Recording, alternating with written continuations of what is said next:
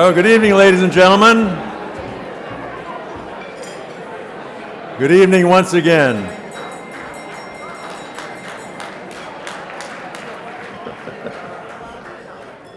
As I mentioned earlier, I'm Rick Kaplar of the Media Institute, and we'd like to begin our program, but please continue enjoying your dinner and dessert and coffee. And let me welcome you again to this great evening. And isn't it fantastic to be back here in person at the Four Seasons for the first time since 2019, 4 years ago, if you can believe it. And we are thrilled to be back and thrilled to have each one of you here with us this evening. For those of you who might not be familiar with us, the Media Institute is a nonprofit foundation that pursues three important goals: sound communications policy, a strong First Amendment, and excellence in journalism. These goals are at the very heart of the two awards we will present this evening. I want to take a moment first, however, to thank all of our table sponsors here tonight. We're very grateful that you're supporting the Institute in this way. Your generous support of this gala allows us to keep doing our work, pursuing the three goals I just mentioned. We're especially grateful to our platinum sponsor, Comcast NBC Universal. We thank our good friends there. And we thank all of you here tonight who are sponsoring this event. We appreciate your support more than I can tell you. Thank you very, very much.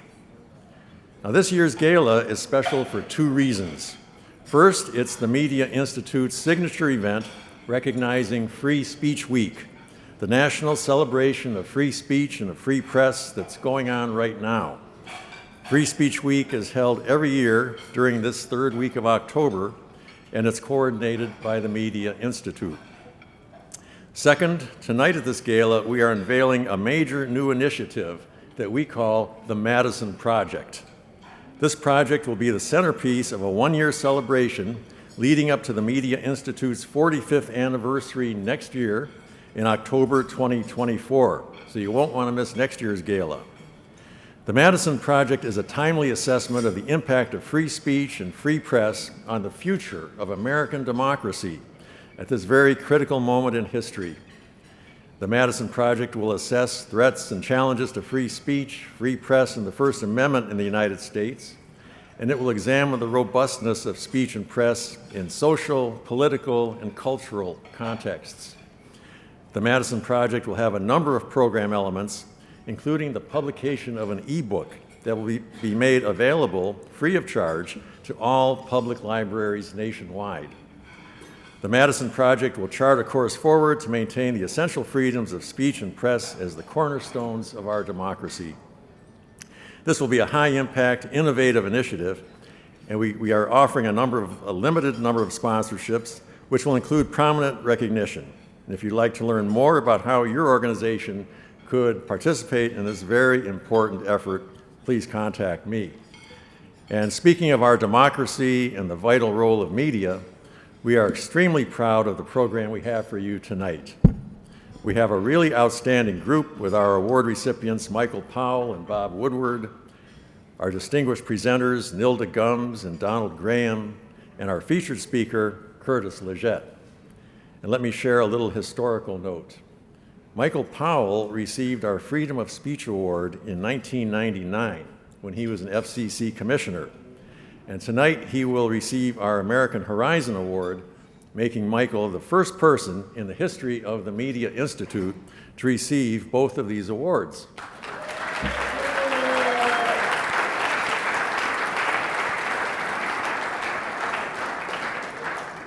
Congratulations, Michael, and congratulations to you, Bob. We are honored to recognize you both for your highly distinguished careers. Before I introduce our Master of Ceremonies, I would briefly like to thank several very important persons, starting with my colleague, Susanna Coto, for all the work she's done to make this evening possible. My thanks as well to John Taylor and Dave Arland for their video support, and to Anna Yan and Kimberly Falkenhagen for all they've done with graphics and promotion. So thanks to our entire team.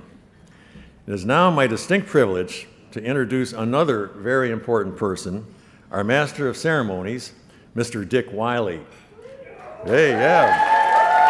It is. Dick is a co-founder of Wiley Ryan LLP, a law firm with one of the largest communications practices in the United States. In the 1970s, he was general counsel, a commissioner, and then chairman of the Federal Communications Commission. Since then, he has been one of the most highly regarded and highly respected attorneys in Washington. And as I'm sure you know, Dick serves with great distinction as chairman of the Media Institute's Board of Trustees. I'm very fortunate to be able to work with Dick. He's a natural leader, and he's deeply committed to the goals of the Media Institute. Dick is a great source of advice and inspiration to me, and he's just a real pleasure to work with, as many of you in this room know. I'm extremely grateful to Dick for all he does for the Institute, including serving as our long-running MC for this annual gala. It is now my pleasure to turn the program over to my great friend and colleague. Ladies and gentlemen, please join me in welcoming our Master of Ceremonies, the Chairman of the Board, Mr. Dick Wiley.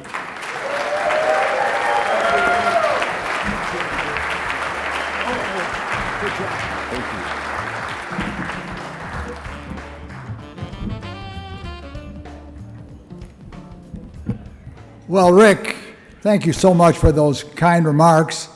And let me just say in return how grateful we are for your very able and dedicated service to this institute. Let's give him a hand. And ladies and gentlemen, I also want to welcome all of you. After all of those sort of static Zoom years, it's great to see everybody here live and in person. So nice to see you.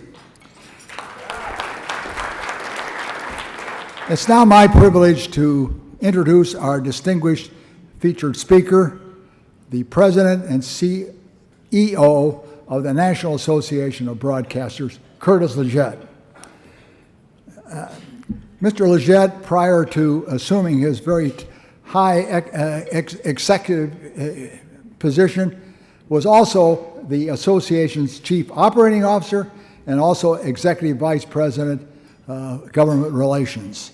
And prior to joining the NAB 12 years ago, he was the senior counsel to the then chairman of the Senate Judiciary Committee, Pat Leahy.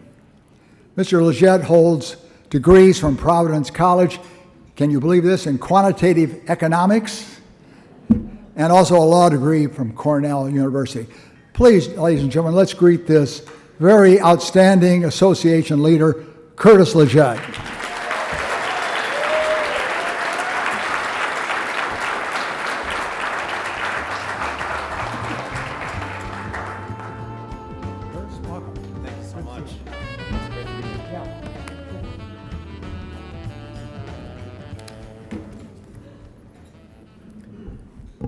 Dick, thank you for the kind introduction, and thanks to all of you for joining us this evening. Thanks also to the Media Institute for hosting this gala, and to the staff and servers here at the Four Seasons for putting on a tremendous event. Let's give them a round of applause.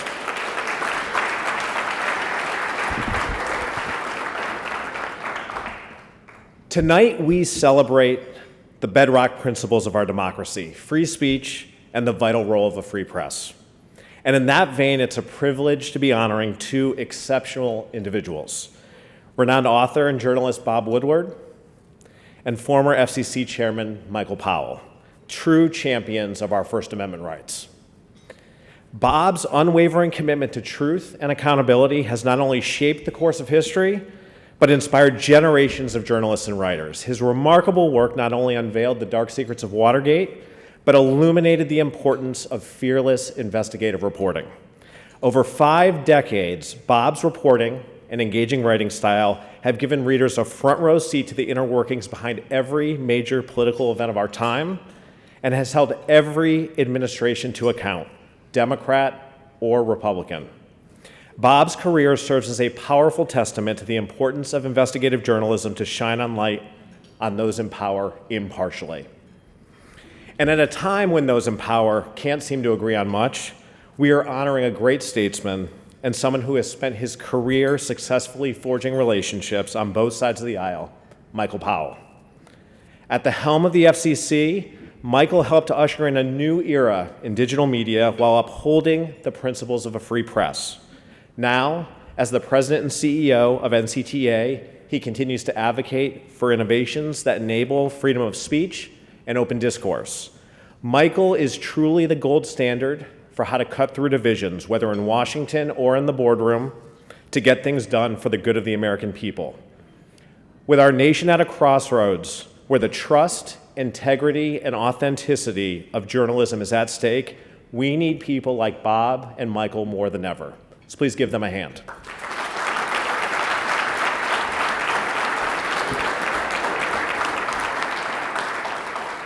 Like our two distinguished honorees, if you are in this room, you have dedicated yourself to upholding the ideals of the First Amendment. Whether you are a journalist, a policymaker, a media executive, or an advocate, I applaud you for it, and I stand with you. And we must stand together because, put simply, the challenges have never been greater, while the stakes have never been higher. The credibility of responsible, fact-based journalism is under daily attack, and meanwhile, our society is under siege by a relentless tide of misinformation online. This creates a double-edged sword where the simple fact of reporting the truth can often be perceived, or at least characterized, as taking a side or having a bias. Let's take stock of what we are up against. Nearly 70% of Americans report coming across fake news on social media. And according to the Pew Research Center, an overwhelming majority of Americans believe that false information online is a major threat to our democracy. Yet this is where our young people consume their news, and it's where our most marginalized communities, from rural America to immigrants and communities of color, are disproportionately impacted. And this problem is only worsening. As Axios recently reported, the rise of cheap and easy-to-use AI tools, the lack of legal guardrails for their deployment, and relaxed content moderation policies at tech companies are creating the conditions for a perfect misinformation storm, which could drive democracies to the tipping point. And we know that this misinformation and the resulting distrust has dire consequences. We experience it in our daily lives, whether it's in our communities, amongst our friends and coworkers, or at a Thanksgiving dinner. How many of these simmering disagreements could have been prevented if we were working off a common set of facts? We see it in our national politics. According to Morning Consult, just 37% of Americans believe the upcoming 2024 election will be both honest and open, and nearly 2/3 believe that disinformation will influence the outcome. And the conflicts abroad are constant reminders that the threat of disinformation is equally damaging beyond our borders, and in many cases a tool of war. In the immediate aftermath of the recent horrific terrorist attacks on Israel, so-called breaking news claimed there were additional air assaults, but in actuality, it was footage of fireworks celebrations and clips from a video game. The amount of fake photos and videos easily accessible on social media reached an unprecedented level in a matter of minutes. To underscore the significance of the problem, Wendy McMahon, President and CEO of CBS News, stated that of the thousands of videos that CBS sifted through to report on the attacks, only 10% of them were usable or authentic. Thankfully, CBS and other responsible broadcasters are doing the hard work of thoroughly reviewing footage before airing it on their stations. Our broadcast network journalists also work quickly on the ground, putting their own lives at risk to bring the facts back to the viewers at home. The social media and big tech companies are doing no such thing.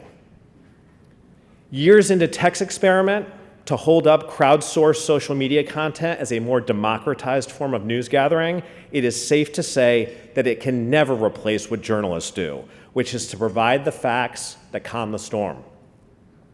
Journalists in this room and around the world put themselves in harm's way to cover the news, hold governments to account, shine a light on private actors' wrongdoing, and seek justice. This has never been a more important task. Whether it is local or national, broadcast, print, or digital, your outlets are the bedrock of our democracy, and the public must be able to rely on us. If we aren't working every day to push back on these challenges, no one is. We all need to up our game and be relentless to ensure that future generations can access and easily identify factual news and information, the very information that keeps us safe and helps us make informed decisions. It may seem daunting, but the simple, undeniable truth is that what you do, trusted journalism, is the antidote to misinformation. And given the divisiveness in Congress and potential tsunami of political attacks that will accompany the upcoming election season, America's leadership may just need to come from our newsrooms, delivered in the form of facts. In closing, I want to thank you again for being here.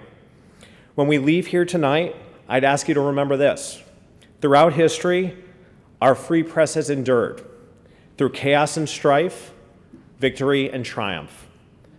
Bob, Michael, and all of you are the custodians of this trust, entrusted with the critical mission of reporting the facts, reporting the truth, uncovering corruption, and amplifying the voices of our diverse communities.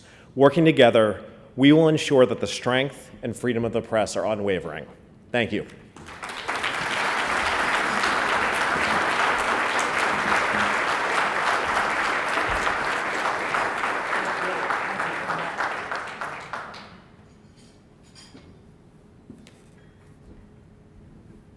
Thanks so much, Curtis. That was terrific.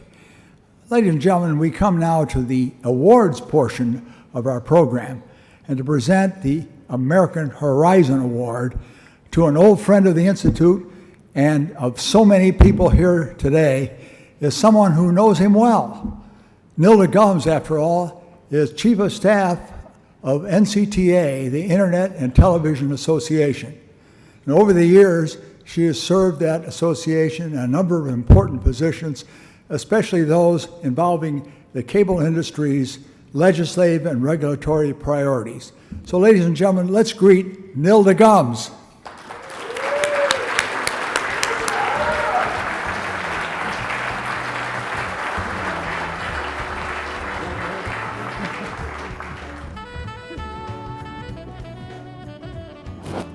I don't know, when people say break a leg, I don't know what you're supposed to do with that. Thank you so much. Well, good evening. It is a pleasure and it's my honor to be here tonight to present the American Horizon Award to my leader, my mentor, and my friend, Michael Powell. Now, I have to tell you, in all honesty, I was so nervous about doing this. Not because I had to stand here before all of you, but because I've been to a lot of award programs in this city, and there's a very thin line between an introduction and a eulogy. So, we're going to see how this goes, okay? You'll tell me later. But I've had the privilege of working in the telecom industry and at NCTA for 30 years now. But I've really only worked with Michael for 2 years, 9 months, and 14 days. Why do I know that? Because it has been one of the most fulfilling career opportunities I have ever experienced. And it's Michael that I owe this really great honor, so I'm so happy to be here to honor you tonight. Visionary leadership, to me, takes 3 C's. I say it's courage, it's curiosity, and it's compassion. It was courageous when Michael, while chair of the FCC, proposed the 4 guiding principles of internet freedom in 2004. And he gave a speech in February of that same year in which he said, and I quote, "Digital migration is a term I coined to describe our movement from a slow, conventional analog world to a digital world that promises incredible new opportunities for faster, more reliable, and higher quality communications. The move to this digital world comes with a radical transformation, but its benefits will be felt by every American." That was his vision 20 years ago. And now we're all here to bear witness to the determination of a young Michael Powell and his commitment to leading the way to communications as we know it today. Curiosity helps us ask the tough questions like, how did we get here? Why are we still here? And what does it take to move from here? Leadership is about seeing around corners when others can't, or sometimes won't. It's about finding the white spaces to make a difference and leaning into the possibility that there's always room for improvement. Not a day goes by Michael isn't strategizing on how to keep his team at NCTA sharp, engaged, and growing. His passion for learning leads to his compassion for those who have yet to unlock their full potential. And I'm sure there are interns or former interns in this room that know exactly what I'm talking about. Every day, and I mean every single day, Michael shares an interesting article, something he's read, a TED Talk, a podcast he's listened to, about everything from politics to technology to philosophy, human suffering, and of course, leadership in the modern age. He teaches graduate and executive leadership classes in his spare time, but he's a student of human psychology and believes deeply in the promise of humanity. Michael embodies the American Horizon Award. His passion for being in service to others and his visionary leadership is evidenced by his time at the FCC, chair of the Mayo Clinic, William and Mary, I can keep going on, and America's Promise Alliance. It's a foundation that his family has been deeply committed to for decades. And that's just the short list of organizations where Michael has given his gifts and his talents. Awards are not just another plaque on the wall. It's recognition by your peers, you done good, kid. It's preservation of your legacy, told by others for generations to come.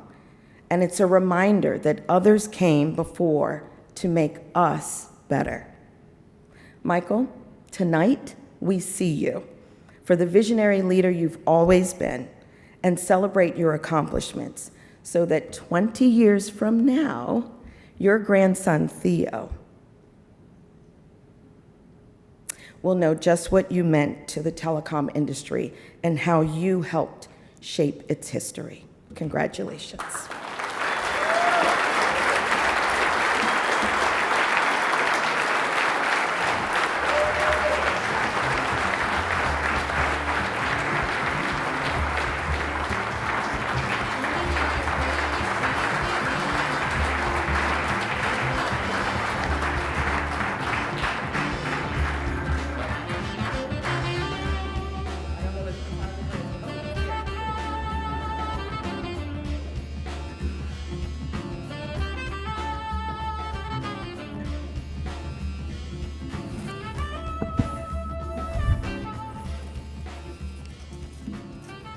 Good evening, everyone.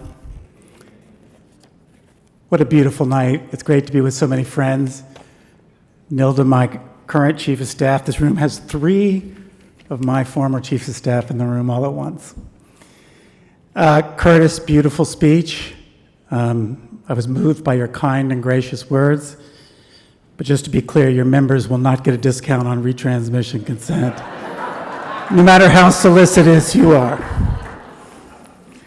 You know, when I arrived tonight, I was quite excited to give short remarks here at the Media Institute. But then I ran into Mike O'Reilly at the reception, and I remember it didn't turn out so well for him. Where is he? Anyway. Nilda, thank you. I learn a little bit more every day from you and your leadership. You really have grown, and you've really touched me with your remarks. I also want to thank Dick Wiley. When I was a young green FCC commissioner, you showed me that an advocate could be honest, act with integrity, and find solutions for his clients that also advance the public interest.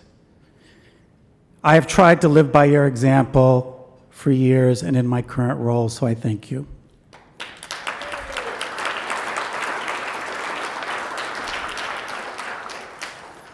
When I last stood on this stage, shockingly 20 years ago, by the way, Nilda, eulogies, younger me, I'm a little bit worried. When I last stood on this stage some 20 years ago, I was truly moved to receive this Free Speech Award, an award that Bob Woodward will deservedly receive shortly. It meant a great deal to me to be recognized as a champion for such a cherished constitutional value in our country. And tonight I'm equally moved to receive the American Horizon Award as leader of NCTA representing the nation's internet and content companies. Now, to quote Joni Mitchell, I've looked at love from both sides now. And I truly do love this industry.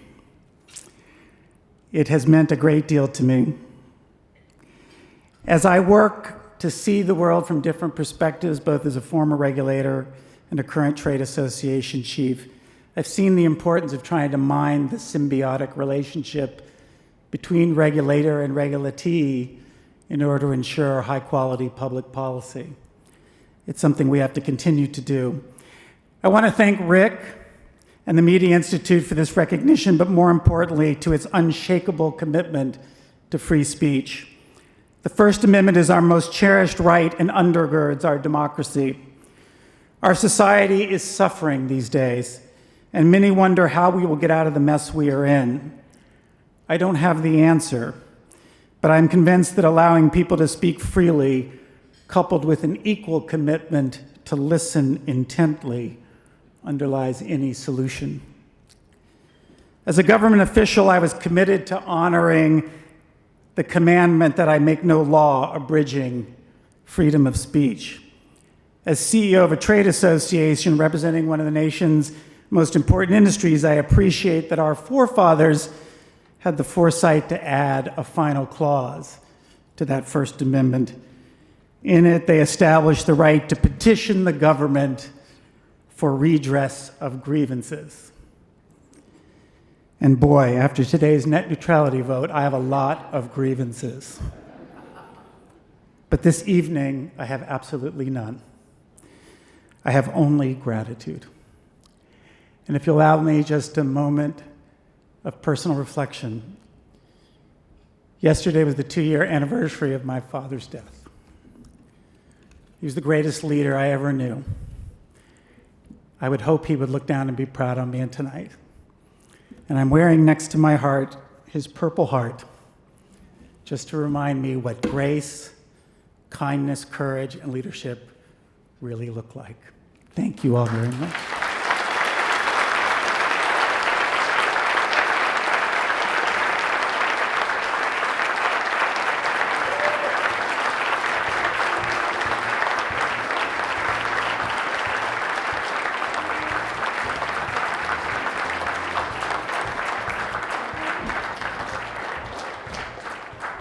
Thank you so much, Michael, and we all share your grief of your wonderful father. And by the way, Michael, I've asked Rick to start thinking about a possible third award we could give you 20 years from now. Ladies and gentlemen, now to present our Freedom of Speech Award recipient is Donald Graham, Chairman Emeritus of Graham Holdings Company. But of course, Mr. Graham was formerly the longtime publisher of the Washington Post, succeeding, incidentally, both of his parents, Philip and Catherine Graham, who a lot of us knew as the great lady of the Post.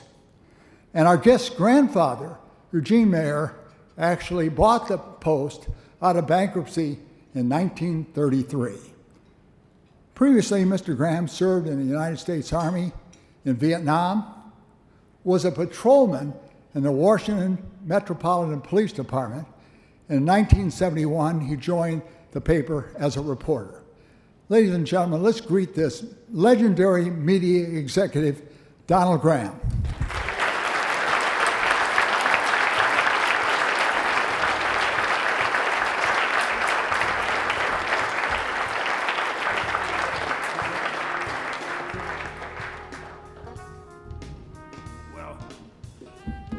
Dick Wiley was one great friend of Catherine Graham's, and she'd be thrilled to hear his kind words about her. So this is a great gathering. Most of you don't know there's a couple of Washington Post tables here. There's about 8 Pulitzer Prizes at this one, not counting the 2 that.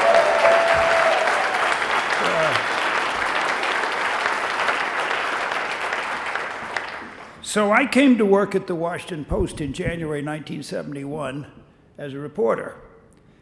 I knew that I would not be the best reporter at the Washington Post, but perhaps I aspired to be the best reporter hired in 1971. But in December of that year, my hopes were dashed.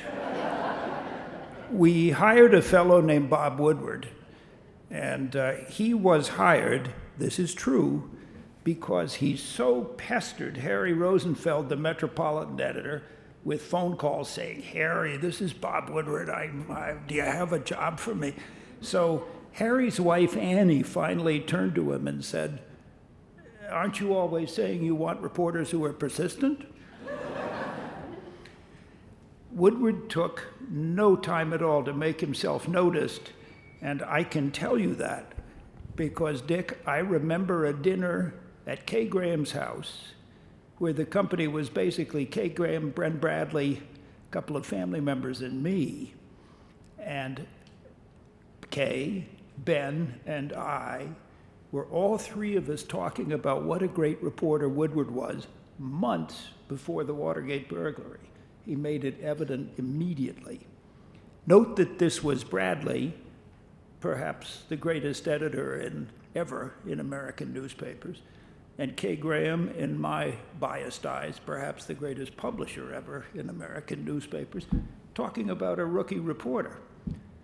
But Woodward was the best reporter in Washington then, and he is the best reporter in Washington now.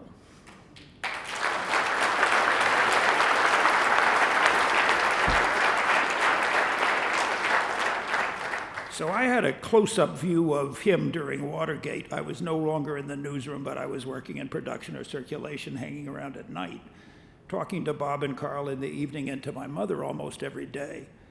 Woodward would say, one thing Bob said when the movie came out was that it gave the Post too exclusive credit for the uncovering Watergate, that Judge Sirica, the Senate Watergate Committee, the special prosecutors, and others played crucial roles. But I would say this all these years later, if the Post hadn't hired Bob Woodward, I'm not sure that story, the complete story of the Watergate burglary, would ever have been disclosed. Now, after Watergate, let us suppose that you were Woodward in, say, 1974, 75. He was 31 years old. He had won the Pulitzer Prize for Public Service for his newspaper. He had written the #1 best-selling book in the United States, All the President's Men, which I cannot recommend to you highly enough. It's still a great book. He was being played in a movie by a young actor named Robert Redford. So might you decide, hell, I'm going to work a little less. I'm going to go make speeches and charge people a bunch of money, maybe go on TV, be a talking head. I watched, and Bob's answer was he decided to work even harder. Since then, as Kurt said, he has written 21 books, 13 of which have been the #1 bestseller in the United States. Bob Woodward is the author of more #1 bestsellers than any author in American history. That is really something.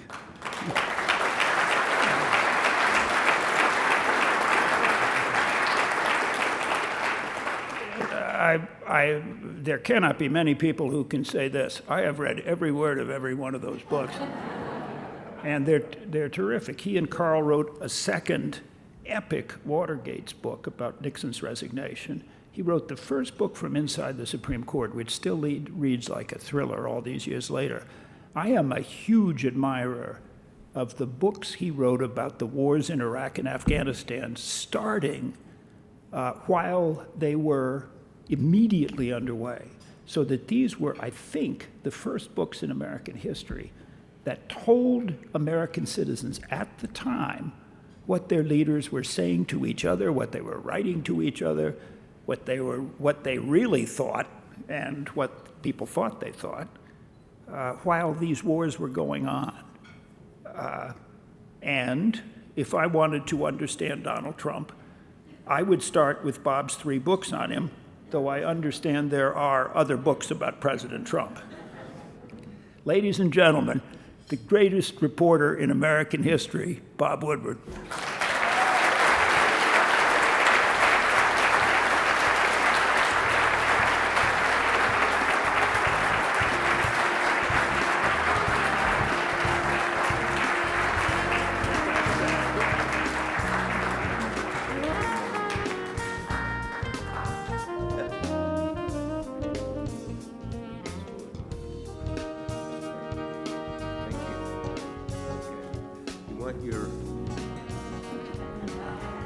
This has your bank statement also. It's got the score of the Phillies game. Oh, okay. Well, great. Thank you. It's great to be here. I thank you all. A great institution you have, and it expresses from the heart and the mind what we all feel, and that is the power of the First Amendment. But I want to go back and talk not about Don Graham, who truly was a great publisher and friend, somebody who took over from his mother, and that is a hard act to follow, and he did it brilliantly with compassion and the kind of focus and aggressive action as an executive. But going back to your mother, during the many legal skirmishes of the Watergate scandal in the 1970s, Carl Bernstein received a call one day from the security desk at the Washington Post. A subpoena server was in the lobby. The Republican National Committee wanted the notes of Carl Bernstein and myself as part of a civil suit. Carl went to Ben Bradley, who conferred with Katharine Graham, the owner and publisher. Bradley came back and said to Carl and myself, those notes no longer belong to you. Katharine Graham has taken possession of the notes. They were her notes now, and she was not going to turn them over to anyone. Bradley was overjoyed, and he said, I want to quote him accurately here, "Can't you see Katharine's limousine pulling up to the D.C. Women's Detention Center? And out gets our gal, going to jail to protect the First Amendment." Ben, who was not immune to a little theater himself, declared that picture of Katharine getting out of her limousine, going to jail, will run on the front page of every newspaper in America and every front page of newspapers throughout the world. Think of the headlines. Katie goes to the slammer. Katie in an orange jumpsuit. The Republicans, not surprisingly, backed down, and there was never a legal or moral fight about our notes. After Nixon resigned in 1974, Mrs. Graham sent Carl Bernstein and myself a personal note. Now, she had more stationery than any 500 people in Washington, but she decided to write on a yellow legal pad. always interested in saving money. Dear Carl and Bob, you did some of the stories about Nixon, and now he's gone. Quote, don't start thinking too highly of yourselves. Let me give you some advice, she wrote. Beware the demon pomposity. Beware the demon pomposity. My wife and 2 daughters remind me of that in the spirit of K. Graham. Pomposity, unfortunately, stalks the halls of the media business, especially cable news, politics, Wall Street, Hollywood, you name it. And what is pomposity? It is really disfigured smugness, self-satisfaction, certainty about things that, in fact, have no certainty. The polls showed that a majority of the Americans have an unfavorable view of the media. What is wrong? When you have a product that is not selling well, it is not useful to blame the consumer.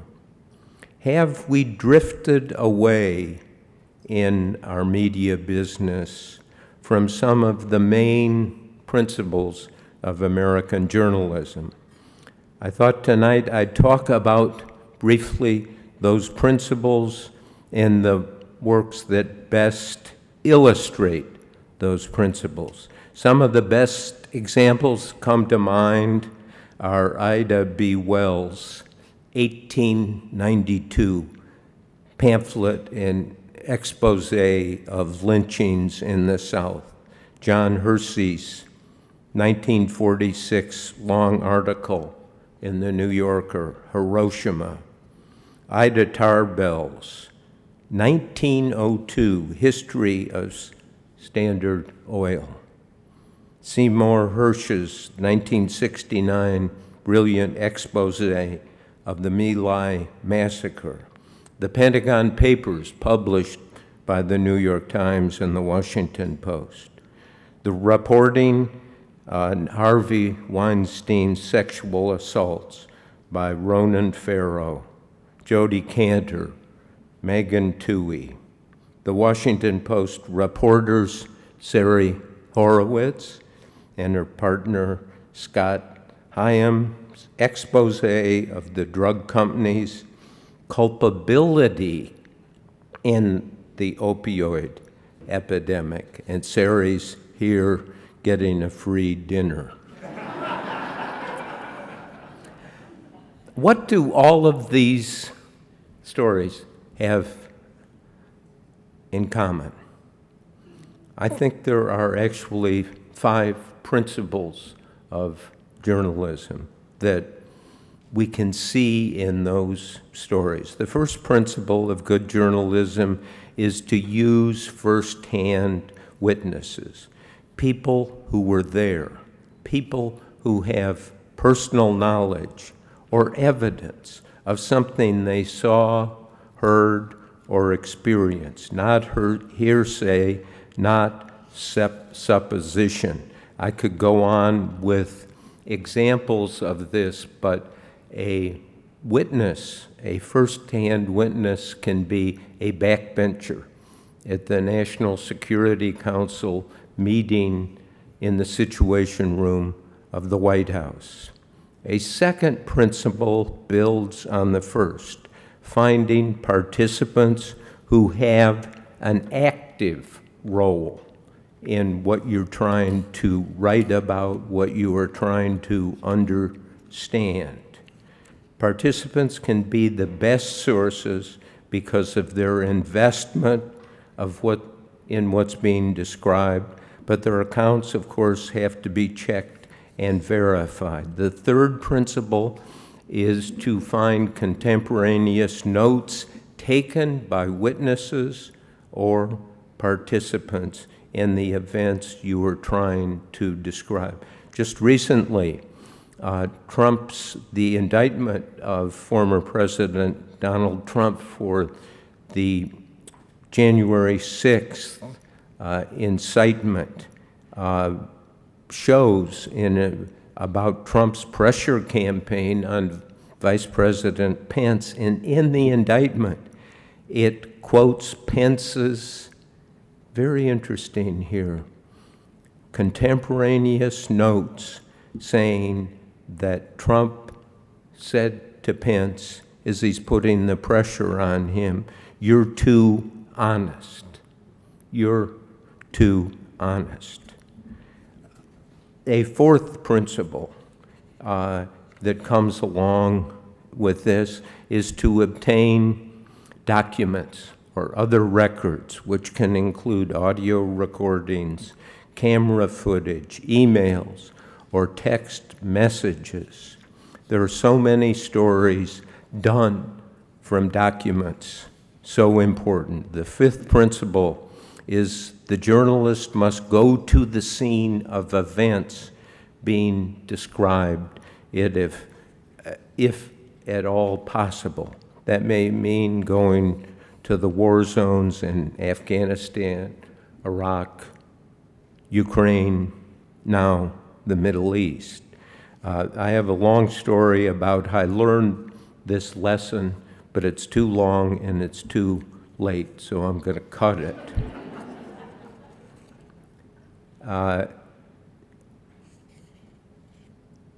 Under the pressures people in the news business live, the pressure of instant publication, too often reporters never leave their desk doing reporting by phone and the internet. In this environment, it is important to understand, I hate to go back to this, but I can't resist, and that is the contempt that Richard Nixon had for the press, for the news media, for the press. And it is perhaps best demonstrated in one of his secret tape recordings in 1972, after he won 49 states in the presidential election. I know about these tape recordings because there are so dozens and dozens of hours, and I have them on cassettes, and I play them in my car radio when I'm traveling, just to make sure I don't forget what was really going on. So in 1972, this is December, a moment unlike any for Nixon, really a moment of triumph. He had won re-election, those 49 states, and the tape recorder records the following. Nixon is meeting in the Oval Office with Henry Kissinger. Quote, Nixon says, "Remember, we're going to be around and outlive our enemies, Henry. And also, never forget, the press is the enemy. The press is the enemy.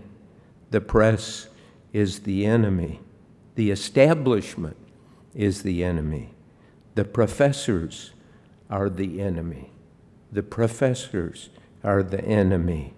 Write that on a blackboard 100 times and never forget it.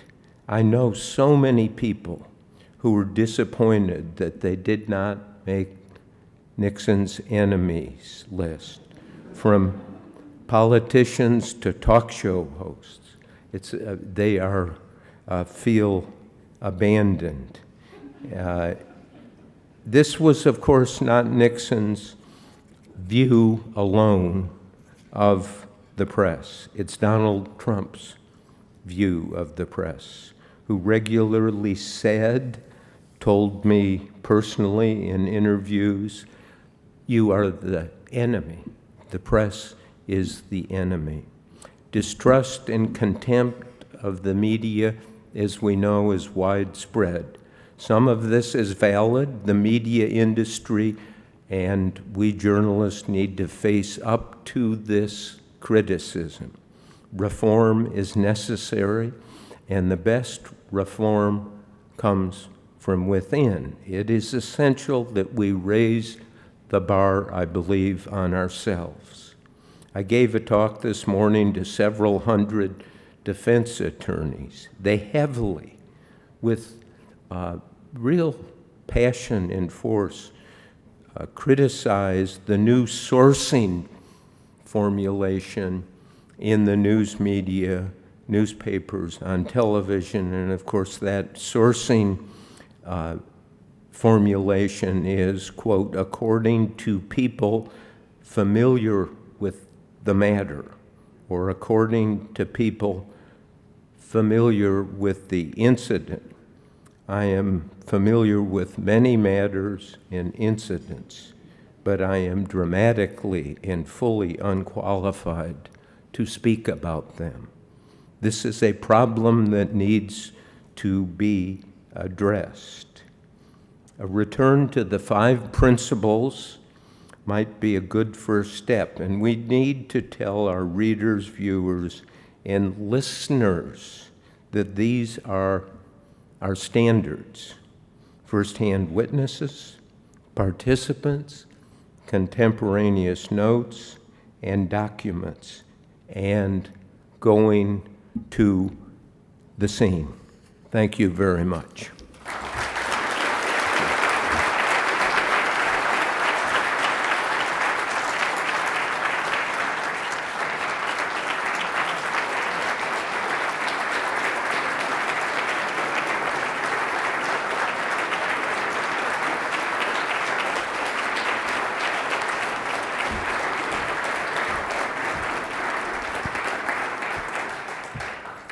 I think you said it all with that, ladies and gentlemen. Let me just thank everyone for being with us tonight. This concludes our program. Have a safe journey home. Thank you.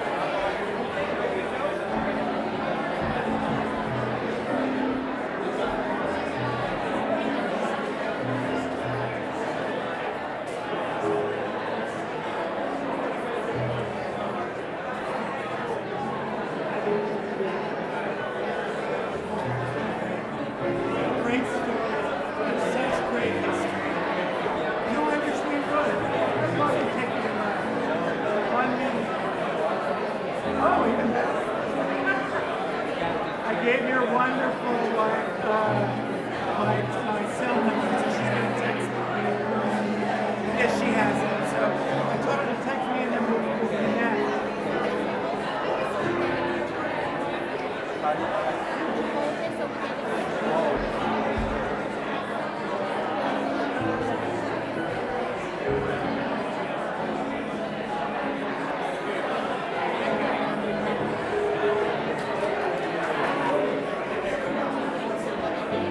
Let's get the award winners in here.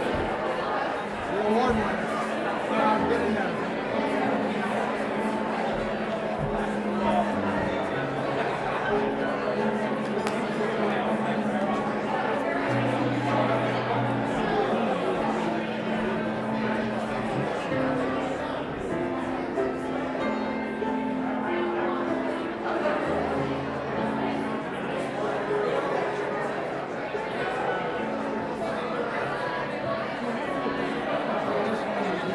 I know, don't give me any more. Okay, great. Okay,